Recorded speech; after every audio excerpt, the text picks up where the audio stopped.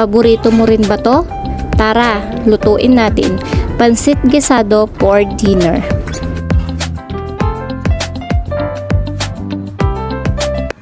Hello guys! For today's video, ako ay nag-crave sa super Q or pansit bihon. So ayun guys, una kong ginawa is nilagyan ko siya or binabad ko siya sa mainit na tubig.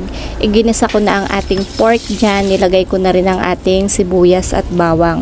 Habang nagigisa ako, piniprito ko naman yung toppings na tokwa.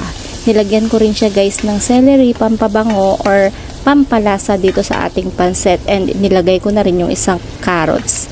Inilagay ko na rin dyan ang ating toyo at ang ating paminta. At ang huli is yung ating repolyo. After nyan guys, gisa-gisa lang, then inilagay ko na dyan yung ating pansit bihon. Malambot na yung pansit bihon dito, kaya hindi na ako nagdagdag ng sabaw. Nilagyan ko rin pala siya ng oyster sauce at ng ating seasoning mix. After nyan guys, hinalo-halo ko lang siya, then 5 minutes later, ayan na yung kinalabasan niya. Inilagay ko na yung ating fried tofu dyan sa ibabaw, and meron akong 2 kalamansi, pampasarap.